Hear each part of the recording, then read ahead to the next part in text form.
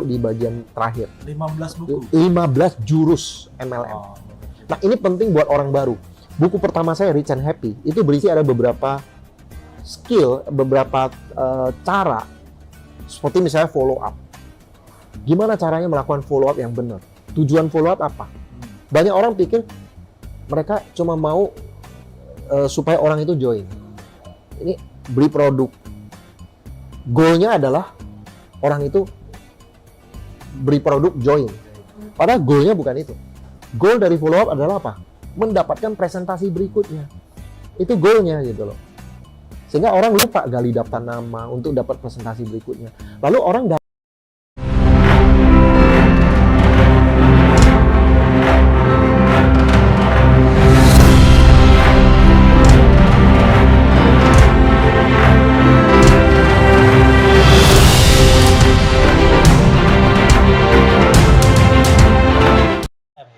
silakan Pak. Jadi secara singkat nih teman-teman, secara singkat pengalaman saya sempat berkarir sebagai GM di sebuah perusahaan distribusi, jadi karir profesional waktu itu ya, kerja di sebuah perusahaan distribusi, sampai ke general manager, jadi di atas saya langsung bos waktu itu, sudah mentok lah karirnya. Lalu waktu itu saya merasa bahwa impian-impian saya tidak bisa terwujud melalui karir saya. Yang akhirnya saya dibukakan pikiran saya oleh buku Cash Flow Quadrant dari Robert Kiyosaki, yang ada satu kalimat yang menarik di situ yang bagi saya membuat saya tersentak, yaitu ada kalimat, sebagian besar orang di dunia ini bekerja terlalu keras untuk uang dan lupa membangun aset. Nah, karena waktu itu saya sebagai seorang karyawan itu kena sekali karena saya kerja keras waktu itu. Waktu itu di otak saya hanya bagaimana perusahaan ini bisa lebih maju lagi, lebih maju lagi. Dan saya sama sekali nggak mikirin apa yang namanya aset. Dan akhirnya itu menyentak saya. Betul juga ya, saya kerja keras untuk aset orang lain. Sedangkan saya sendiri punya impian, cita-cita untuk keluarga saya. Saya juga pengen pensiun. Saya juga nggak mau kerja selamanya. Nah, makanya kata aset itu menyentak saya. Singkat cerita, akhirnya di posisi yang tadinya waktu saya lagi fokus karir di perusahaan, bagi saya MLM bukan bisnis yang cocok untuk saya. Setiap teman waktu itu nawarin saya MLM, saya selalu bilang, kalau produknya bagus saya beli. Tapi jangan harap saya jalanin. Itu dulu waktu saya masih fokus di perusahaan. Dari orang yang menganggap MLM bukan bisnis yang cocok untuk saya, akhirnya saya berubah. Saya nyari MLM. Gara-gara buku Cash Flow Quadrant gitu. Saya nyari MLM, saya teleponin teman saya yang join sebuah MLM, minta dipresentasi. Dan akhirnya join. Dan itu terjadi tahun 2002, saya mulai aktif di sebuah MLM. Ya. Kemudian saya belajar banyak di perusahaan tersebut. Belajar banyak ilmu yang selama ini di karir saya tidak saya dapatkan. Saya mulai belajar untuk punya pola pikir, terutama sebagai seorang pengusaha, membangun bisnis saya sendiri. Yang mana pola pikir ini yang berbeda dengan kalau waktu saya jadi karyawan. Nah, jadi saya belajar banyak, ini juga mendukung karir saya di pekerjaan juga. Sebagai seorang pemimpin ya, bagaimana intisari seorang pemimpin. Bahwa pemimpin itu adalah pelaku ya, bukan hanya orang yang memanage, mengatur, tapi memimpin. Memimpin itu pelaku, terjun ke lapangan. Jadi saya banyak menyerap ilmu-ilmu yang saya dapatkan di MLM. Nah, di MLM itu juga saya punya kesempatan untuk membangun yang namanya support system pendidikan. Dan singkat cerita, dari karir MLM itu akhirnya ada sesuatu terjadi. Saya sempat keluar dari bisnis MLM juga sekitar tahun 2011, 2012 loh. 2012 saya sempat keluar dari MLM, masuk lagi di sebuah perusahaan MLM jadi konsultan. Dan akhirnya tahun 2013 saya sempat bisnis konvensional yang kemudian pernah bangkrut juga di sana. 2014 saya bisnis properti. Ya, saya mulai bisnis properti dan ketika saya bisnis properti saya semangat awalnya. Wah, ini bidang yang berbeda. Di bisnis properti yang saya geluti dulu itu kerjaan kita adalah merekrut tenaga pemasaran. Kita rekrut, kita latih, kita bikin seminar atau semacam gathering istilahnya kalau di properti untuk menjual produk kita. jalan. Tapi apa yang terjadi? Saya amati di dunia properti, ketika kita merekrut seseorang, kita latih mereka dan mereka jadi jago, jadi hebat, apa yang terjadi? Kalau mereka punya otak seorang pebisnis, mereka akan buka lagi agent yang lain, agent mereka sendiri, dan jadi saingan kita. Artinya apa? Kita mendidik orang di dunia properti bukan untuk aset kita. Jadi kita tidak membangun aset. Dan ini sungguh berbeda dengan dulu ketika saya di MLM. Jadi memang betul-betul buku Robert Kiyosaki ya, apa yang diajarkan Robert Kiyosaki, pentingnya membangun aset itu betul-betul membekas di pikiran saya. Sehingga apapun yang saya lakukan, saya selalu berpikir, ini bisa membuat saya freedom nggak? Ini bisa membuat saya berhenti kerja, apakah ini bisa jadi aset? Nah, saya dapatin bahwa di properti nggak seperti itu. Jadi saya capek setengah mati melatih orang, itu hanya membuat mereka jadi pebisnis yang kemudian keluar dari kita, dan kita selesai udah tugas kita. Jadi kita itu cuma mendidik orang jadi pengusaha, kemudian mereka membangun aset mereka sendiri, dan kita sendiri udah selesai di situ. Jadi nggak bisa freedom, intinya sih itu. Jadi waktu saya jalanin properti, saya merasa capek sendiri, dan sampai kapan ini selesai. Nah, akhirnya tahun 2015 saya punya kesempatan kembali ke bisnis MLM. Waktu itu ada beberapa teman-teman yang mengenal saya dari buku pertama saya ya. Dulu saya tahun 2012 pernah mengeluarkan sebuah buku MLM yang judulnya I Want You to Be Rich and Happy. Ya, disingkatnya Rich and Happy, itu diterbitkan oleh Gramedia. Nah, dari buku tersebut ada sekitar 7 perusahaan MLM yang datang ke saya, dan mereka minta saya untuk membuat support system. Nah, dari 7 perusahaan itu, dan karena kebetulan memang dunia properti memang waktu itu lagi lesu, saya pun akhirnya memilih 2 perusahaan yang cocok. Saya bantu 2 perusahaan tersebut, dan kemudian karena ada satu rekan yang benar-benar saya ada kecocokan dengan beliau, bersama dengan beliau, akhirnya saya tahun 2016 membuka perusahaan MLM saya sendiri. Dan ketika saya kembali ke dunia MLM, saya baru merasakan, wow, ini dia passionnya. Ya, ini dia bisnis yang membuat saya benar-benar ada gairah saya di situ. Ya, kalau properti itu selalu kerja capek, tapi merasa mau sampai kapan? Nah, ketika saya terjun di MLM, saya benar-benar ya, ketika ketemu orang, kita bantu orang itu untuk berkembang, kita tahu bahwa kalau orang itu sukses, itu ada aset kita. Jadi kita akan mencurahkan semua sumber daya yang kita miliki untuk membantu orang itu sukses. Beda dengan properti. Jadi kalau properti kita takut dia terlalu sukses. Kalau terlalu sukses dia kabur ya. Ada pepatah yang mengatakan piara ayam jadi burung ya. Ya, terbang dia ya. Nah, itu di properti. Kalau di MLM enggak. Makin dia sukses, itu makin kuat aset kita. Nah, ini dia bisnis yang memang saya inginkan. Dan MLM itu saya pelajari ada satu kata yang tepat sekali ya, karena melihat dari banyak orang di luar sana yang masih nggak paham mengenai bisnis ini ya. Jadi kalau kita bicara MLM, sebagian besar orang ya, kurang lebih 90% negatif ya. Betul ya Pak ya? Betul. Nah, saya waktu baca sebuah buku yang ditulis oleh salah satu legenda MLM dunia ya, Jim Donnan. Dia dalam salah satu bukunya dia bilang, MLM itu adalah bisnis yang keindahannya tersamar. Makanya itu jadi judul dari bab pertama saya buku ini, ya, buku Freedom is Not Free ya. Nanti saya cerita mengenai buku ini, kenapa saya tulis buku ini. Tapi bab 1 dari Freedom is Not Free itu dengan tepat menggambarkan bisnis MLM. Yaitu apa? Keindahan yang tersamar. MLM itu bisnis yang sangat indah kalau orang paham. Nah, tapi keindahannya tersamar sehingga banyak orang yang negatif, dan mereka negatifnya karena kurang informasi, karena dengar kiri kanan, jadi akhirnya negatif. Nah, MLM itu luar biasa, modalnya kecil, kita bisa belajar mengenai entrepreneur, belajar mengenai pola pikir yang benar, pengembangan diri, lalu konsepnya membangun aset, jadi Anda kerja sekali, menikmati selamanya. Jadi bagian terpenting dari MLM adalah Anda bisa freedom.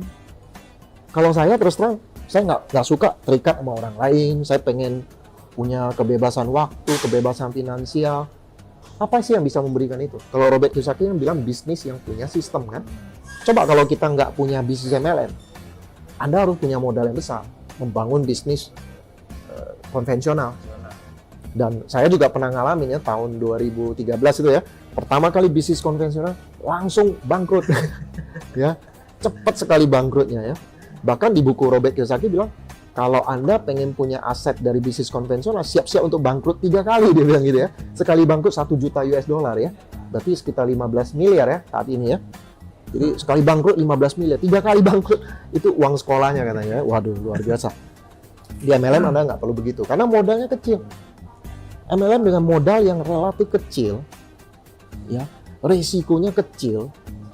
Tapi kalau Anda kerjakan, Anda mau keluar dari zona nyaman, mengalami yang susah-susah seperti itu, tapi hanya sementara. Setelah itu Anda menikmati selamanya. Jadi konsep ini yang banyak orang nggak paham dan nggak percaya, ya, bahwa MLM adalah sebuah bisnis di mana Anda kerja sekali, Anda dibayar seterusnya. Ya, daripada dibalik ya. Kerja berkali-kali cuma dibayar kali ya. Oke, jadi itu yang membuat saya akhirnya merasakan passion di bisnis MLM, dan saya senang sekali bisa bergerak di bidang pendidikan. Untuk ini sebuah tantangan bagi saya ya. Ketika orang join MLM, ini sebuah tantangan bagaimana kita bisa membuka atau memberikan pencerahan kepada orang-orang yang tidak paham MLM. Jadi saya kalau di MLM itu ketemu orang yang negatif MLM, ya, prospek apa-apa, saya nggak suka MLM. Saya pasti akan tanya dia, oh ya nggak apa-apa, saya dulu juga seperti itu. Boleh saya tahu nggak bagian mana di MLM yang kamu nggak suka? Saya selalu tanya, bagian mana di MLM yang kamu nggak suka? Lalu kita diskusi. Ya itu hal yang menarik karena bagi saya itu sebuah tantangan. Karena itu tadi ya, MLM adalah keindahan yang tersamar. Ya, kalau kesamarannya itu dibuka, orang melihat, wow, makin orang tekuni MLM, dia makin positif dan makin melihat yang menarik dari MLM. Ya kan betul, seperti itu ya Pak Sam ya. Pak Sam juga udah lama di MLM, akhirnya balik lagi ke MLM kan. Teman-teman yang lain juga saya yakin merasakan itu. Kalau Anda sudah tahu hebatnya bisnis MLM, itu makin indah. Ya. Itu kira-kira Pak.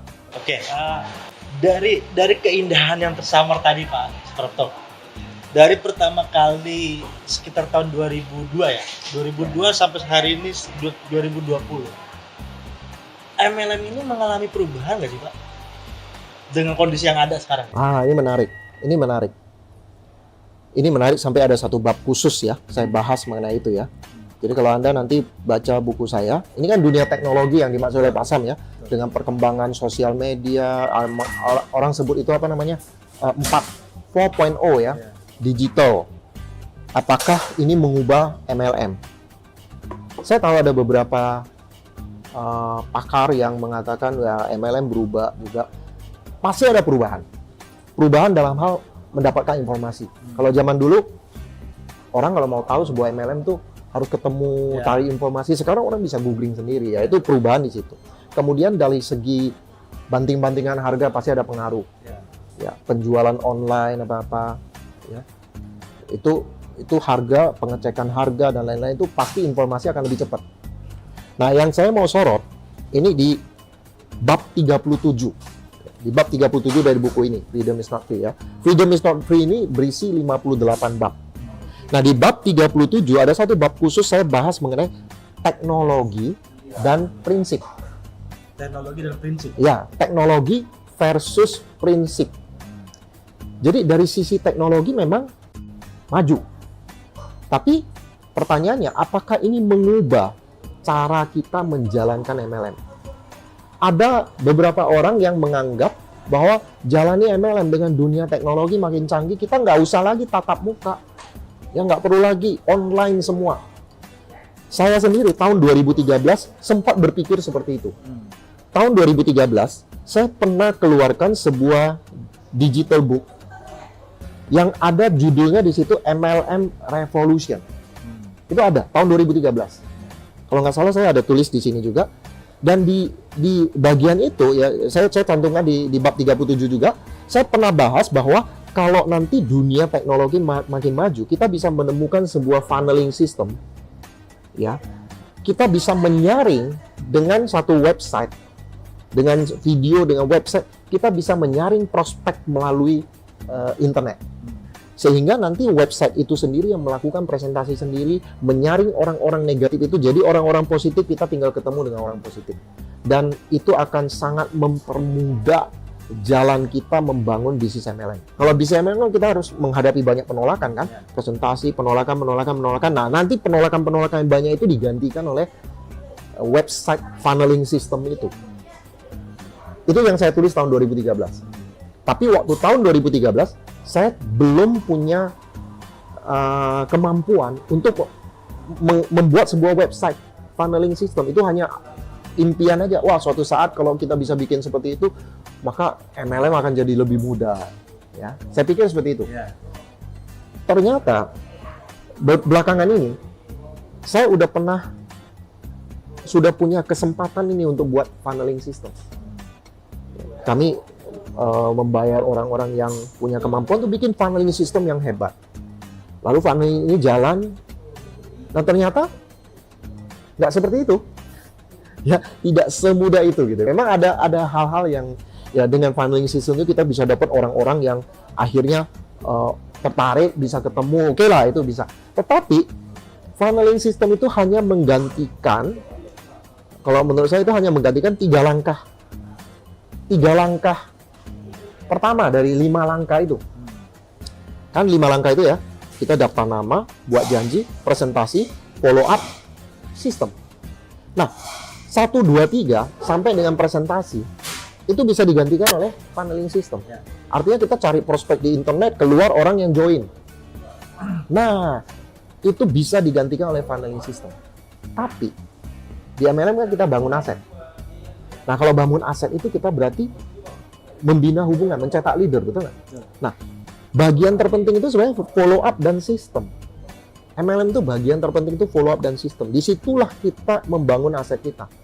Kalau cuma sekedar dapetin orang yang join, beli produk, itu gampang. Internet bisa lakukan. Tapi itu bukan aset. Ya, banyak sekali saya lihat ada teman-teman yang jago sosial media, bahkan ada yang bisa bikin sendiri funneling system, gampang sekarang kan. Funneling itu siapapun udah bisa bikin, kita tinggal bayar, mereka bikin. Apa yang mereka dapat? Omset. Tapi omset yang tidak stabil. Kalau kita mau stabil di MLM, kita harus mencetak leader. Nah, kalau mencetak leader itu urusannya membina hubungan. Yang penting itu adalah offline, bukan online. Online itu bisa dapatkan orang yang join. Tapi untuk mencetak leader, offline. Tak tergantikan gitu loh. Makanya MLM itu bisnis yang high touch, bukan high tech. Kalau kita tujuannya cuma sekedar jualan, high tech. Itu namanya digital marketing ya. Banyak ya, ada beberapa pakar digital marketing, mereka bilang ya, cetak omset mah gampang kalau dengan digital marketing. Tapi nggak stabil. Beda dengan network marketing. Network marketing itu mencetak leader, harus offline, high touch. Hubungan itu penting. Makanya di buku ini saya bilang MLM tetap harus high touch, harus ketemu, tatap muka, harus bina hubungan. Karena tugas kita adalah mencetak leader, bukan sekedar omset. Kalau sekedar omset itu digital marketing, tapi nggak akan stabil. Dia harus ganti-ganti produk. Oportunis kan, tim kita juga oportunis. Saya pernah punya satu tim, dari online saja dia bisa bonus 500 juta. Dalam waktu 6 bulan, hilang semua bonusnya. Dan ketika saya tanya, dia bilang, Pak, itu downline saya yang saya dapat dari online. Nggak pernah tatap muka. Tatap muka pun mereka nggak mau. Dan begitu produk ini udah nggak seksi lagi, kan gitu kan, MLM booming di awal karena produk yang hebat. Ya. Produk yang masih seksi, masih menarik. Tapi begitu produk ini udah punya banyak kompetitor, orang sudah bosen. Yang online-online itu juga udah beralih ke produk lain yang lebih seksi lagi gitu. Jadi nggak akan stabil, mau sampai kapan kalau kita cuma mengandalkan teknologi. MLM itu bukan digital marketing, tapi MLM itu adalah bisnis membangun manusia, ya, mencetak leader. Dan karena itu hubungan itu jauh lebih penting. Termasuk kami dulu waktu kami lagi aktif-aktifnya menggunakan Zoom meeting ataupun apa ya, online meeting lah ya. Kami merasa, wow, sekarang nih bangun MLM lebih mudah nih, nggak perlu orang datang ke pertemuan nih. Ngundang orang ke pertemuan kan susah. Sekarang bisa Zoom meeting.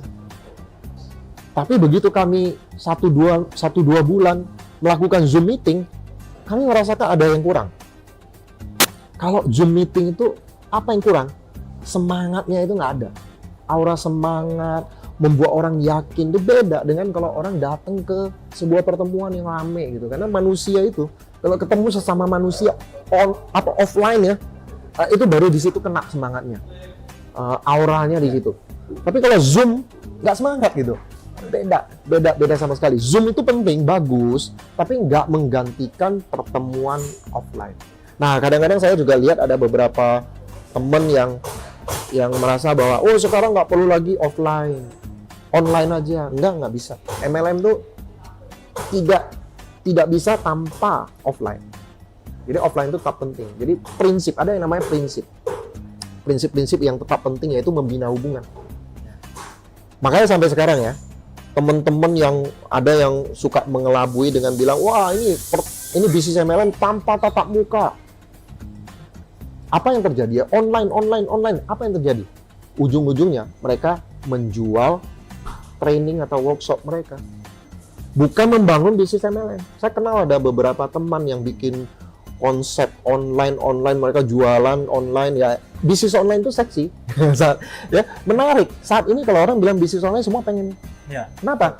Karena banyak orang nggak mau tatap muka. Ya. Mereka lebih nyaman kerja online apa-apa ya. Jadi mereka merasa ini sesuatu yang menarik. Tapi begitu mereka terjunin, ya ujung-ujungnya jual seminar, jual training gitu. Bukan bangun bisnis yang real. Maka saya percaya ya, sampai saat ini saya percaya bahwa MLM tetap harus high touch, harus tatap muka, harus offline, harus mencetak leader, dan itu tidak bisa digantikan oleh teknologi. Teknologi bisa mempermudah kayak misalnya kita mau membagikan informasi dengan adanya sosial media, dengan adanya YouTube, ya kita bisa memberikan informasi lebih cepat kepada member kita. Tapi yang namanya tatap muka, membina hubungan, itu tidak tergantikan. Ya itu kira-kira. Artinya teman-teman yang selama ini masih enjoy di dunia online, ingat pesan Pak Suprapto tadi, itu hanya sifatnya menambah. Yes. Sifatnya menambah, tidak bisa menggantikan prinsip-prinsip dasar kita untuk membangun aset di network marketing. Ya. Jadi kalau cuma jualan oke lah. Kalau cuma jualan oke, silahkan. Tapi kalau untuk membangun aset, offline itu tidak bisa tergantikan. Jadi saya selalu bilang ke tim saya juga, Anda jualan online, dapetin orang, selalu ajak ketemu offline. Karena hanya dengan offline, itu namanya showroom. Keyakinan itu bisa dicapai di situ. Kalau cuma di online, dia, wah ini saya dapat tim nih online, hebat nih jualannya. Tapi nggak pernah ketemu, ingat ini, hilang pasti.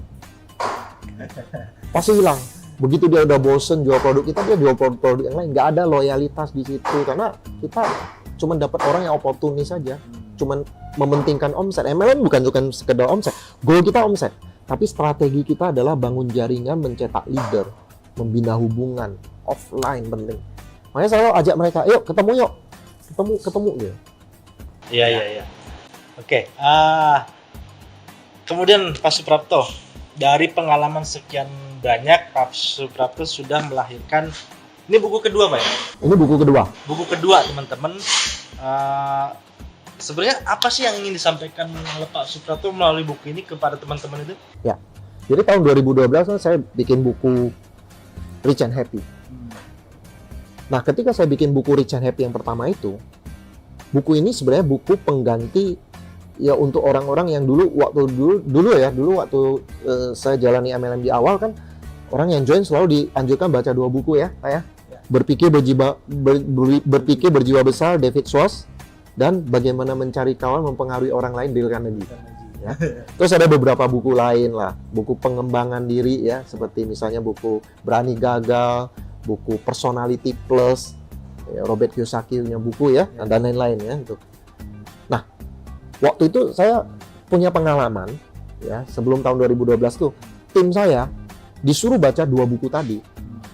Itu mereka akhirnya mengaku setelah setahun 2 tahun mereka bilang, Pak, nggak saya baca Pak, atau baru sedikit saya baca. Jadi mereka nggak baca. Alasannya mereka bilang buku itu terlalu tebal dan terjemahan. Dan nggak semua juga membahas langsung ke MLM kan. Jadi waktu itu saya kepikiran untuk membuat sebuah buku, ringkasan dari buku-buku penting tadi, tapi diambil bagian yang ada hubungan dengan MLM dengan bahasa Indonesia. Jadi bukan terjemahan, artinya udah memang betul-betul bahasa Indonesia, karena bahasa terjemahan kadang-kadang terjemahannya nggak pas, ya. Nah, itu yang membuat akhirnya lahir buku Rich and Happy tahun 2012. Isinya tentang pengembangan diri, isinya tentang menjalin hubungan, dan sedikit mengenai informasi MLM buat orang baru. Termasuk kalau orang jalani MLM ya, tantangan bagi orang baru jalani MLM, dia semangat, kemudian setelah menerima banyak penolakan, stres, ya kan? Ya mulai down gitu kan. Nah, ada satu bab yang mempersiapkan orang-orang itu, ya bagaimana bulan pertama lah jalani MLM ya, bagaimana menghadapi stres itu. Saya masukkan di situ. Jadi buku Rich and Happy itu mengganti buku-buku banyak terjemahan yang harus mereka baca. Mereka cukup baca Rich and Happy aja, ya. Baca buku Rich and Happy yang bisa mereka selesaikan dalam waktu mungkin seminggu udah selesai. Kalau buku terjemahan itu mungkin setahun nggak selesai. Nah ini seminggu udah selesai. Untuk memperlengkapi mereka di tahap awal jalannya. Nah itu Rich and Happy. Lalu setelah pengalaman saya juga bertambah, saya jadi konsultan, kemudian buka perusahaan MLM sendiri. Tahun 2016 yang lalu saya mulai kepikiran nih, bikin buku kedua. Kalau buku pertama Rich and Happy, ini saya mau bikin buku sambungannya tadinya begitu. Yaitu leadership. Karena saya selalu bilang sama orang, sebelum buku Freedom is Not Free, saya bilang sama orang, setelah Anda baca buku Rich and Happy, Anda jalani MLM. Nah, setelah itu, minta konsultasi untuk baca buku-buku lanjutan. Buku-bukunya John Maxwell, Leadership, dan lain-lain. Nah, saya kepengen bikin buku lanjutan dari Rich and Happy yang membahas tentang leadership, kepemimpinan. Lanjutannya lah gitu ya. Bagaimana jadi pemimpin yang baik. Dimana kalau jadi pemimpin yang baik kan kalau dari buku John Maxwell kan tentang sikap, tentang loyalitas, tentang apa lagi? Sikap, loyalitas, integritas. Itu kan yang dibahas oleh John Maxwell.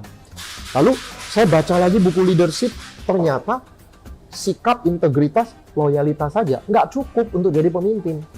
Ada yang namanya karakter kepemimpinan yang tersembunyi. Kadang-kadang seseorang kelihatan hebat, tapi kalau dipantau, ternyata dia nggak punya karakter kepemimpinan. Jadi orang hebat, berprestasi, belum tentu cocok jadi pemimpin. Nah, orang yang jadi pemimpin itu kalau dia punya karakter kepemimpinan. Nah, akhirnya saya tertarik untuk menuangkan karakter kepemimpinan di dunia MLM itu apa aja gitu, ya. Nah, kemudian saya mulai tulis nih buku leadership kan. Setelah nulis, karena saya masih aktif ya di MLM kan, saya masih terjun di lapangan. Dari total waktu buku ini ditulis ya kira-kira 17 tahun lebih ya.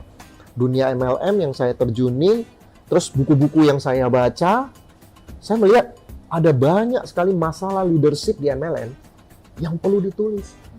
Jadi akhirnya buku ini nggak hanya masalah leadership aja, saya udah mulai masukkan mengenai sistem.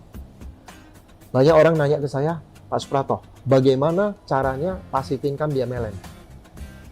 Banyak orang merasa, waduh susah passive income. Masalahnya mereka nggak tahu caranya. Ada banyak leader MLM yang tahu-tahu kaya, dapat produk MLM yang tepat, booming. Lalu kemudian beberapa tahun kemudian rontok.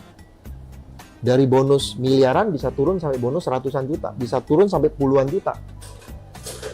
Dan mereka nggak tahu gimana cara membangunnya. Nah, akhirnya saya rasa, ternyata makin ditulis ini makin banyak nih. Udahlah, tanggung lah. Dari 30 bab, akhirnya jadi 58 bab. Karena ada aja topik-topik yang diperlukan. Nah, ini saya mau bahas mengenai bagaimana membangun bisnis yang passive income.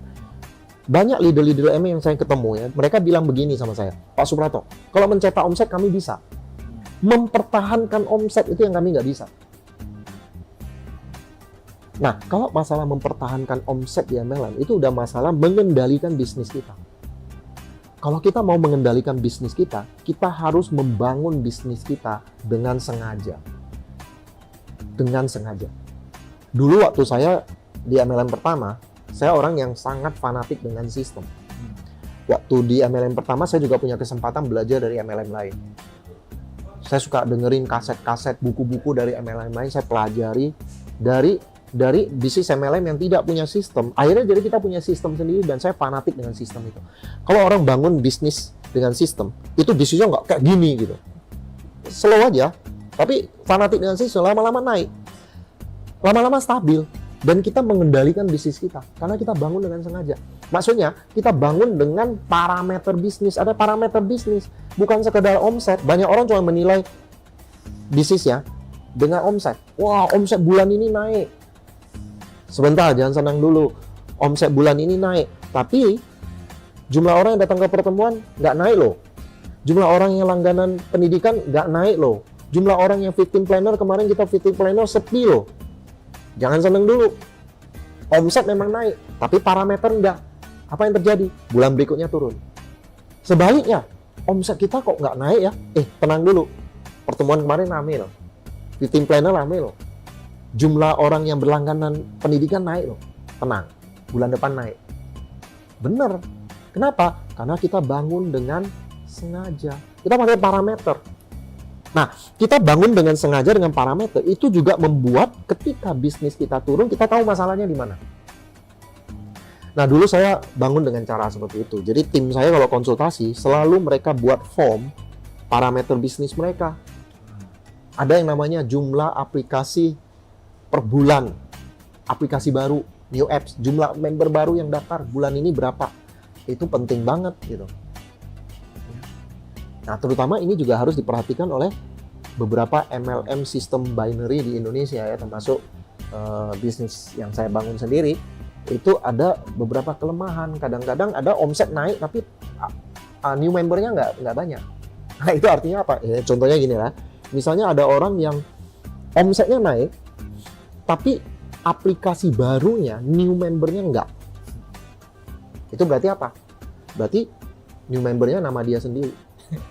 Berarti omsetnya jualan. MLM itu sangat penting. New member. Orang baru, bukan omset. Orang baru itu penting. Dan orang baru itu juga harus masuknya dengan follow up yang benar. Bukan join aja, nggak di follow up. Nah, makanya saya bilang membangun bisnis MLM harus dengan sengaja. Kita ada bab-babnya nanti di sini. Jadi kalau teman-teman pengen tahu gimana caranya membangun bisnis MLM dengan sengaja, Anda bisa baca nanti di bagian sistem dan kepemimpinan di MLM, mulai dari bab 15 sampai bab 42. Nah, ini isinya banyak hal-hal yang orang bangun MLM nggak tahu nih. Misalnya nih ya, Anda membangun dengan batu bata atau batu kali. Kalau Anda bangun dengan batu bata, itu berarti harus ada support system. Nah, support system itu apa? Dijelaskan di situ. Kemudian, apalagi? Ada yang namanya 3 prinsip abadi. Banyak orang bangun MLM, grow, naik, tapi 3 prinsip abadinya nggak diterapkan dengan benar. Tidak diduplikasi ke bawah. Apa yang terjadi? Nggak kokoh. Kita udah lihat banyak sekali MLM yang omsetnya naik, masanya banyak, kemudian rontok semua. Kenapa? Karena tidak ada duplikasi prinsip abadi di situ. 3 prinsip abadi itu ya yang selalu penting, maupun zaman teknologi tetap penting, itu apa? Edifikasi, konsultasi, no cross lining. Bahkan edifikasi, konsultasi, no cross lining makin penting di abad digital ini. Di abad digital ya banyak orang udah teknologi maju, wah nggak perlu konsultasi lagi. Terus melakukan cross lining, karena cross lining ya itu sekarang justru makin bahaya loh. Zaman apa ya? Zaman digital, zaman sosial media. Nah, ada satu lagi, ada satu hal yang menarik, nanti Anda bisa baca di bab teknologi vs prinsip yang 37 tadi. Teman-teman hati-hati dengan penggunaan WhatsApp grup WA. Grup WA, kenapa itu bahaya? Saya selalu bilang sama tim saya, kalau mau bikin semangat grup, nggak usah pakai grup WA. Kalau mau bikin grup kayak gitu ya, hati-hati. Kita bikin grup WA, misalnya ada tim nih, ya, tim lagi semangat. Dia punya new member 5 orang. Dibikin satu grup WhatsApp. Kemudian tanya jawab di grup itu. Itu berpotensi cross lining itu. Kenapa? Kalau orang boleh tanya jawab di saat awal grup itu masih semangat, mungkin orang bisa chat yang semangat. Ya, misalnya kita bikin grup WhatsApp, ada satu tim kita ini bagus nih. Ya, si A ini bagus. Dia banyak nanya, baca kasih semangat. Tapi kan orang semangatnya naik turun kan? Suatu saat si A udah nggak semangat, mungkin 1 bulan 2 bulan, Tiba-tiba si A left group. Apa yang terjadi dengan yang lain? Mereka ngerasa, apa yang terjadi ya? Si A ini yang semangatnya kok hilang? Itu cross-lining. Maksud kita sebagai upline mau bikin semangat grup, tapi malah itu jadi bumerang. Maka saya bilang, tujuan Anda bikin WhatsApp grup apa? Supaya menyampaikan informasi cepat kan? Bikinlah dari Telegram. Saya sarankan dari Telegram, kenapa? Karena Telegram orang nggak bisa nanya. Satu arah. Dari upline aja, dari Anda satu arah ke bawah. Jangan stop yang maksudnya di blok yang dari bawah bisa ke atas. Kenapa? Karena kalau bisa seperti itu, nanti tiba-tiba ada orang yang kehilangan semangat, nggak pernah komentar lagi, itu jadi cross-lining. Jadi hanya Anda satu arah untuk informasi. Kalau ada pertanyaan apa-apa, japri. Pertanyaan atau problem orang lain, yang lain nggak perlu tahu. Ya itu cross-lining ya. Itu hal-hal yang nggak disadari. Saya udah ngalami banyak ya, grup baru. Mau bikin WhatsApp grup, saya bilang nggak usah. Telegram aja, satu arah. Kalau mereka masing-masing punya problem, japri. Jadi orang lain nggak tahu. Jadi hal-hal seperti itu aja perlu kita perhatikan di abad. Nah, itu mana 3 prinsip abadi. Ya lalu nanti di bab apa ya? Bab 25 nih. 26, 25 dan 26. 25 itu tentang nasi goreng yang enak. Ada bab tentang nasi goreng yang enak. Itu tentang support system. Bahwa ya, kita perlu bikin support system yang bagus. Caranya gimana? Bab 26. Jaga tetap sederhana. Support system itu menyederhanakan yang rumit. Karena gini, MLM itu sebenarnya bisnis yang rumit atau sederhana MLM-nya. Sederhana ya. MLM itu bisnis yang simpel. Tapi manusia yang menjalankannya rumit. Sehingga yang sederhana itu jadi rumit. Itu sebabnya butuh support system. Supaya yang rumit itu disederhanakan. Nah, makanya aturan nomor 1 ketika kita bikin support system tuh sederhanakan. Presentasi formatnya cuma 1. Jangan nanti si leader ini bikin format ini, leader yang lain bikin format ini. Nanti orang baru bingung. Dan kita kalau sudah bikin format presentasi, pertahankan itu, jangan suka diubah-ubah. Nah, itu juga yang saya lihat dari banyak orang bikin format presentasi. Setelah jalan 6 bulan, dia ganti lagi formatnya. Ganti terus. Orang baru pusing, akhirnya duplikasi tidak terjadi. Nah, perlu Anda ketahui bahwa format presentasi cukup dibuat sederhana. Jangan diubah. Karena ketika seorang leader mengubah, dia merasa bosan. Yang bosan siapa sih? Leadernya. Orang baru mah nggak tahu, itu baru tetap, ya kan? Jadi jangan diubah-ubah untuk kepentingan duplikasi. Jadi semua dibikin sederhana. Jadi kuncinya adalah jaga tetap sederhana. Itu bab 2. Ya, ada banyak hal lagi. Misalnya nih, perang harga online. Ada loh orang yang join MLM ya, dia udah berkelana di banyak MLM. Ketika dia mau join MLM kita, dia tanya, Pak ada perang harga nggak nanti? Harga online. Saya bilang, kalau ada kenapa rupanya? Ya kan? Iya. Jadi mereka mau cari sebuah MLM yang tidak ada perang harga online. Mungkin nggak? Nggak mungkin. Kecuali produknya nggak laku. Iya. Kalau produk laku pasti ada perang harga online. Tapi ingat, tugas kita kan bukan cuma sekedar omset online. Tugas kita adalah bangun aset. Ada babnya, yaitu bab 24. Perang harga online. Saya satu bab khusus saya bahas mengenai itu. Bahwa sebagai pembangun jaringan, harusnya masalah perang harga online tidak mempengaruhi kita. Kalau kita cuma jualan, terpengaruh. Tapi nggak bisa dihindari. Semua MLM kalau produknya laku, pasti ada perang harga online. Tinggal bagaimana perusahaan membuat kebijakan untuk meminimalisasi itu, bukan menghapus itu. Sampai sekarang saya belum ketemu sih caranya ya. Tapi sebagai networker ya, kita bisa ngatasin itu dengan cara apa? Bangun jaringan. Yang kita tawarkan bukan hanya produk, tapi yang kita tawarkan itu sebuah partnership bisnis. Nah, kalau partnership kan hubungan. Misalnya saya tawarin Bro Sam nih, Pak Bro Sam, ini saya ada MLM, produk ini, yuk kita kerjasama bisnis. Yang saya tawarkan itu adalah partnership, bukan sekedar produk. Kalau saya tawarkan produk, mungkin Bro Sam akan cari di online mana yang lebih murah. Harga sensitif, murah dikit beli, karena cuma produk. Tapi kalau saya tawarkan partnership, nggak mungkin Bro Sam tertarik dengan orang di online yang Bapak nggak kenal, lalu join ke orang itu. Nggak kan? Pasti hubungan penting. Itu sebabnya nggak usah khawatir dengan perang harga online. Jadi kalau kita masih khawatir dengan perang harga online, berarti otak kita itu hanya omset. bukan leader, bukan mencetak leader gitu, bukan menawarkan bisnis gitu. Ya, ada juga mengenai jangan melawan angka. Ya, ini bab 34. Ini juga bab favorit saya ya. Bab 34 jangan melawan angka, dan bab 35. Bab 35 ini salah satu bab favorit saya. Ada ribuan Michael Jordan di luar yang belum pernah pegang bola. Nah, itu menarik.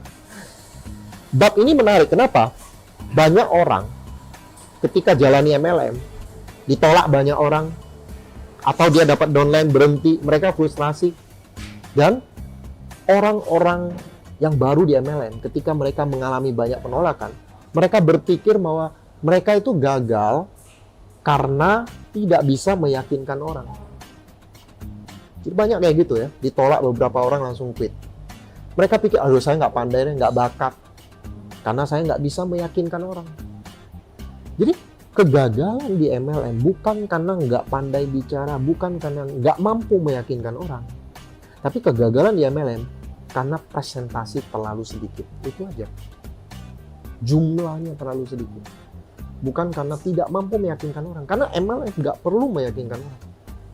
Karena meyakinkan orang itu sesuatu yang sulit diduplikasi, betul nggak? Ya. Misalnya nih, saya jago meyakinkan orang. Ini nggak bisa diduplikasi. Jadi kalau saya mengandalkan kemampuan saya meyakinkan orang, mungkin dengan hipnotis atau ilmu apa gitu kan, hanya saya yang bisa. Nggak ada duplikasi, nggak ada gunanya. Nah, MLM itu tidak bekerja dengan cara itu. MLM bekerja dengan angka. Presentasi untuk menemukan orang yang mau. Bukan membuat orang yang nggak mau jadi mau. Nah, itu poinnya. Jadi apa? Angka penting. Jumlahnya penting. Jadi kalau orang gagal, saya selalu tanya, emang berapa kali kamu presentasi? Iya Pak, banyak Pak. Berapa? Ada 20 nggak? Nggak Pak, 15. Nah, kan masih sedikit gitu kan. Jadi angka itu penting. Angka jangan dilawan. Ada orang yang mau melawan angka dengan cara apa? Ya, dia mencari-cari kalimat ajaib atau cara ajaib supaya orang yang dipresentasi join semua. Nah, itu namanya melawan angka. Atau dia nggak mau terima Pareto. 8 orang join 2. Dia nggak mau terima itu. Dia mau cari sebuah cara supaya presentasi 5 orang yang join 4 misalnya. Ah, itu namanya melawan angka.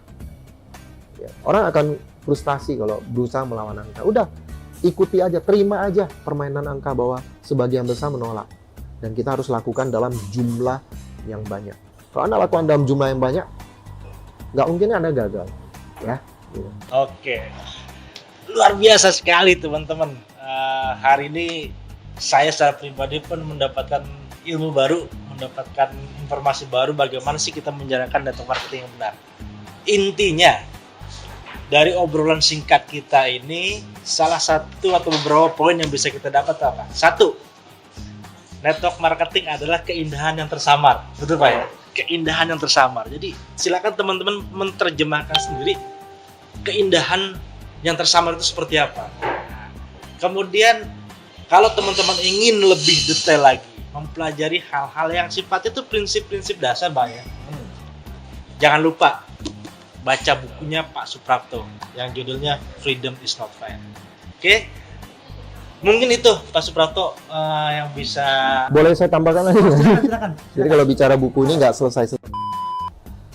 Ada yang nanya, Pak Suprapto, buku Freedom is Not Free itu untuk leader aja atau untuk orang baru? Dua-duanya.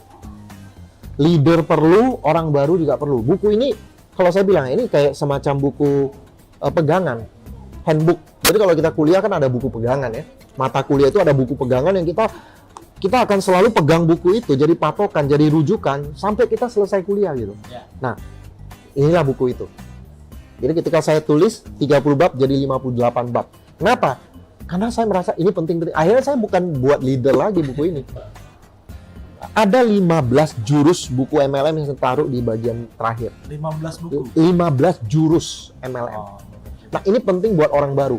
Buku pertama saya, Rich and Happy, itu berisi ada beberapa skill, beberapa cara.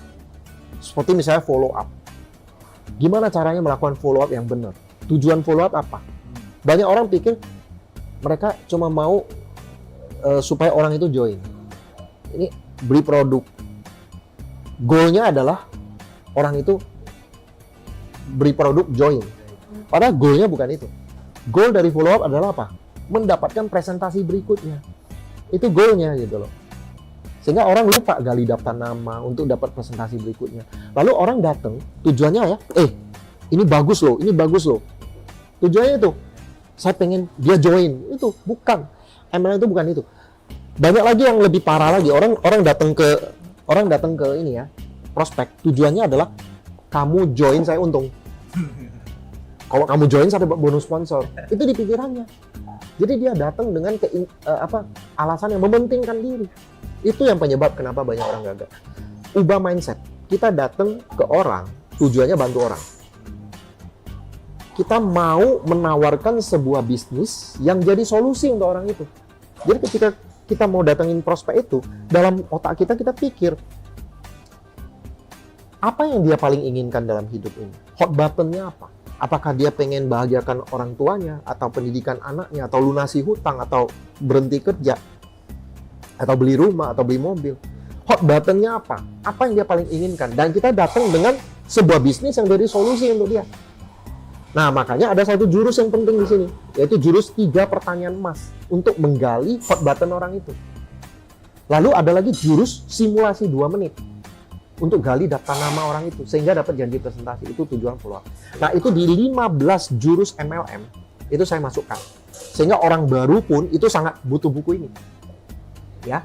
Nah, kemudian yang menarik lagi, belakangan ini kan pemerintah menganjurkan kita diam di rumah ya. Bekerja di rumah, bukan diam di rumah ya, bekerja di rumah. Nah, terus ingin nambah motivasi semangat, itu ada satu grup yang menganjurkan timnya semua baca bab 58. Bab 58 ya, karena ini bab terakhir, jadi banyak yang nggak baca. Banyak beli bukunya nggak baca. Jadi buku ini, Freedom is Not Free, ini bukan buku novel. Jadi nggak perlu dibaca berurut. Ya ada orang baca berurut 1, 2, nggak perlu. Ini kayak buku pegangan, jadi baca aja bagian mana yang Anda butuhkan. Wah, hari ini saya mau baca mengenai bekerja ke dalam. Udah, baca kisah Bu Tuti. Itu tentang bekerja ke dalam ya, untuk kestabilan. Wah, hari ini saya mau dapat motivasi. Baca aja bab terakhir. Bab terakhir itu intisari dari buku ini. Buku ini judulnya Freedom is Not Free. Bab 58 judulnya Freedom is Not Free.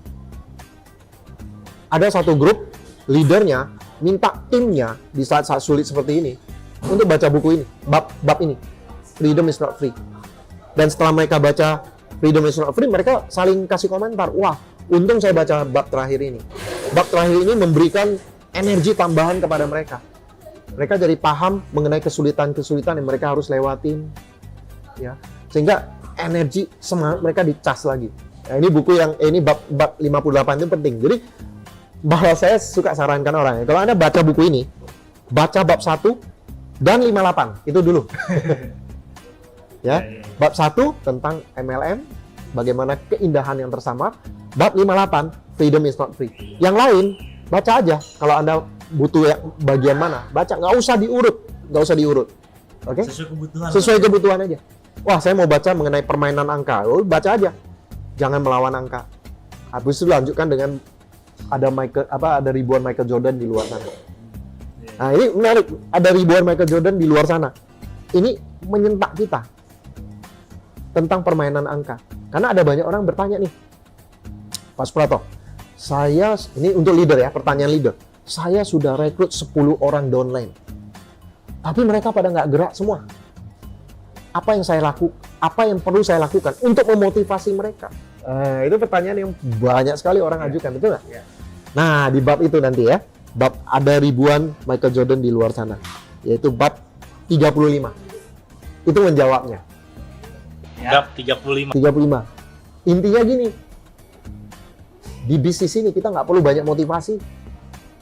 Kita menemukan orang yang mau. Kalau orang itu nggak mau, cari yang mau gitu loh. Jadi banyak orang dapat orang yang nggak tepat, dimotivasi nggak gerak, stres. Tapi dia masih nungguin orang ini. Harusnya dia cari orang lain. Buku itu bab itu menyadarkan kita ada ribuan Michael Jordan di luar sana yang belum pernah pegang bola basket. Artinya ada banyak orang di luar sana yang belum pernah join MLM, tapi itu orang yang tepat. Kenapa kita nggak cari dia? Kenapa kita masih mengandalkan orang-orang yang kita sponsori yang bukan orang yang tepat? Nah itu. Jadi selalu merekrut orang baru. Selalu merekrut orang baru. Jangan seperti nelayan mutiara ya, yang nyari kerang yang isi mutiara ya. Satu ember kerang, lalu dia buka, nggak ada mutiara, apa yang dia lakukan? Dia buang kan? Buka lagi kerang kedua kan? Buka lagi mutiara kedua, kerang berikutnya untuk cari mutiara kan? Nggak ada orang yang buka kerangnya, nggak ada mutiara, dia pegangin seharian, berharap besok ada mutiara kan? Nggak. Banyak orang sponsori seseorang, orang itu nggak jalan, ditungguin terus tanya upline-nya, ini kemarin saya sponsori dokter nih, nggak jalan. Apa yang saya harus katakan supaya dia jalan? Ya. Kalau dokter itu nggak mau jalan sesudah kita melakukan banyak hal, undang ke pertemuan dan sebagainya, cari orang lain. Nah, itulah bab yang ke-20, ke-35 itu. Ribuan Michael Jordan di luar sana. Ada banyak hal yang menarik lagi, kalau saya bicara ini bisa semalaman, Pak. Pasti. Karena saya yakin lah, Bapak menulis buku ini by kasus, by pengalaman. Jadi benar-benar sangat tepat kalau teman-teman bisa membaca buku ini dan dijadikan acuan atau buku pegangan kita, apa sih yang kita butuhkan kalau kita ingin menjalankan network marketing ya, gitu. Satu lagi terakhir mungkin, Pak. Boleh. Saya ingin bertanya secara pribadi nih, banyak yang bertanya kepada saya, Pak.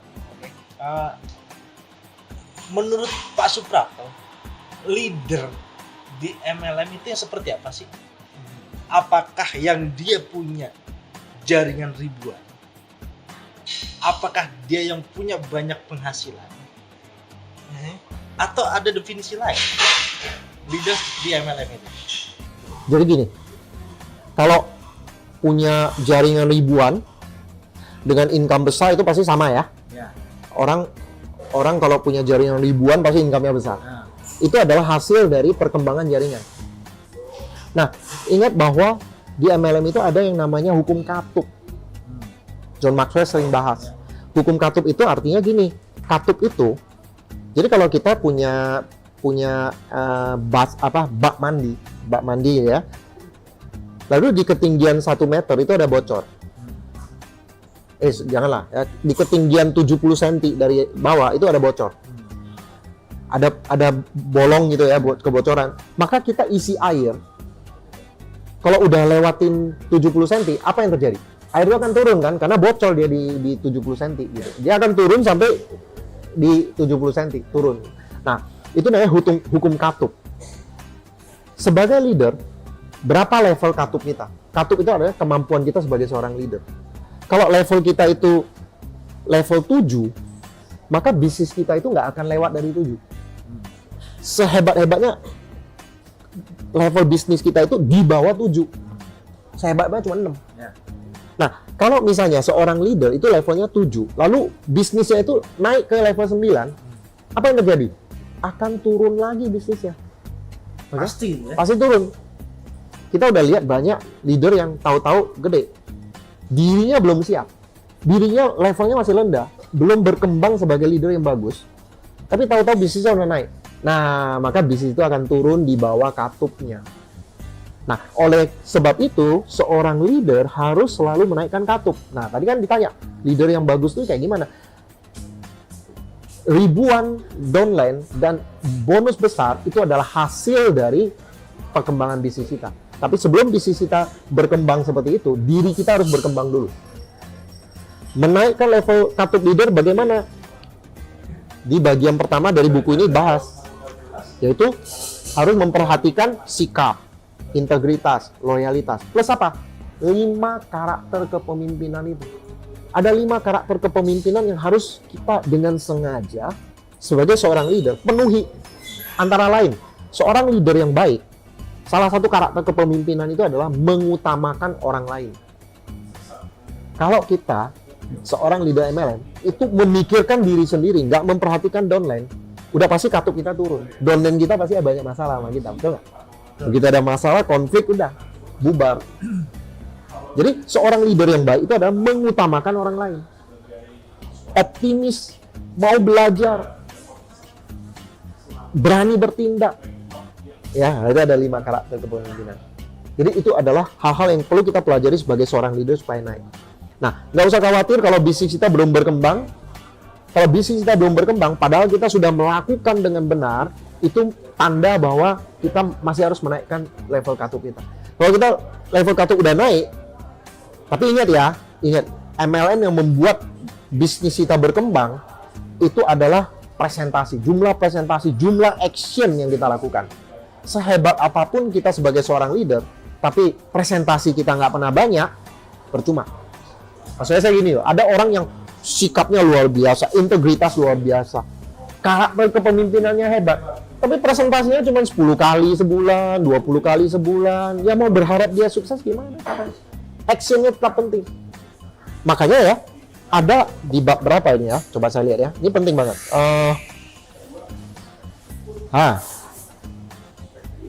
Di bab ini ada ribuan Michael Jordan di luar sana ya. Bab 35 kayaknya ya. Saya buka sebentar ya. Ini ada satu hal yang penting, yaitu ciri-ciri orang yang tepat. Iya, ini. Kan? Ciri-ciri orang yang tepat itu ya, ada 3. Ini sebenarnya ada banyak tadinya, dikecilin ya 3. 3 ciri orang yang tepat. Jadi kalau kita mencari orang yang tepat, cirinya apa? Nomor 1, dia rajin dan konsisten.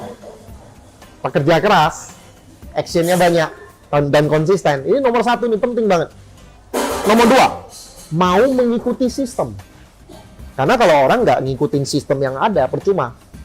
Itu bangunan seperti dari batu kali, bukan batu bata, ya kan? Dan yang ketiga, ini penting, memiliki sikap yang bagus. Nah, itu leader. Karakter kepemimpinan, integritas, loyalitas, mengutamakan orang lain, sikap yang bagus. Nah, itu nomor 3. Tapi 3-tiganya harus dipenuhi semua. Artinya gini, kalau kita ketemu ada orang yang sikapnya bagus, dia kalau jadi leader tuh hebat, nggak egois, sikapnya bagus, integritasnya oke, dapat dipercaya, baik lah orangnya, mantap banget, tapi malas, bisa jadi leader nggak? Nggak, bisnisnya nggak bertumbuh. Nah, ada juga orang yang presentasinya luar biasa, tapi nggak mau ikuti sistem, capek dia kayak bangun istana dari pasir, ya. Dia bangun dari batu kali, tumpuk, dilepas jatuh. Dia nggak bangun dengan sistem, percuma. Jadi 3-tiganya harus dipenuhi orang yang tepat. Nomor 1, rajin dan konsisten. Nomor 2, mengikuti sistem. Dan 3, sikapnya bagus. Masalah orang di MLM, kalau dia gagal, dia udah serius tapi gagal di MLM. Masalahnya cuma 3. Kalau kita konsultasi ya, misalnya konsultasi ya. Ada orang yang gagal di MLM, masalahnya cuma 3 itu. Kerjanya kurang banyak, nggak konsisten, atau nggak mau ikuti sistem, suruh ke pertemuan nggak mau, suruh baca buku nggak mau, suruh langganan ini nggak mau, ya kan? Ya. Ada yang kayak gitu kan? Ya. Nggak jadi juga kan? Ya. Atau semuanya mau, kerja keras mau, ikuti sistem mau, tapi sikapnya jelek, masalah terus sama downline, nggak bisa bina hubungan. Nggak bisa berhasil juga. Jadi nggak bisa lepas 3 itu ya? 3-tiganya harus dipenuhi. Dan kegagalan orang di MLM tidak lepas dari 3 hal itu. Orang itu gagal karena kerjanya kurang keras, nggak konsisten, atau gagalnya karena nggak ikuti sistem, atau gagalnya karena sikapnya jelek. Itu aja. Jadi 3 hal itu harus dipenuhi. Ya. Dan kita cari orang yang tepat. Kadang-kadang 3 hal itu nggak muncul di awal. Kita dapat orang yang sikapnya bagus, tapi belum rajin, artinya belum klik, belum kena satu masa di mana dia harus mau keluar dari zona nyaman. Atau ada orang yang mau kerja keras, sikapnya bagus, tapi awalnya ngeyel, disuruh ikuti sistem nggak mau, mempertanyakan sistem. Ada kayak gitu. Tapi lama-lama, serai waktu berkembang, akhirnya dia mau mengikuti sistem, berubah. Jadi kita harus sabar. Ya, menemukan orang yang tepat itu kadang-kadang harus sabar. Tapi jangan terlalu menunggu orang itu gitu. Kita harus terus merekrut orang baru. Ya, new apps itu penting, orang baru ya. Nah, itu kira-kira. Oke, luar biasa teman-teman materi ilmu yang kita dapat hari ini. Mungkin kalau kita teruskan, kita bedah buku ini, nggak ada habisnya. Nggak habis. Nggak ada habisnya. Karena selain isi buku ini yang mencerminkan pengalaman Pak Suprapto sendiri, ini kita bisa belajar dari apa sih yang bisa kita lakukan yang terbaik untuk kita secara pribadi maupun jaringan kita. Oke. Eh, terima kasih sekali Pak Suprapto, waktunya, Sama-sama Bro Sang. ilmunya. Ya saya kalau diajak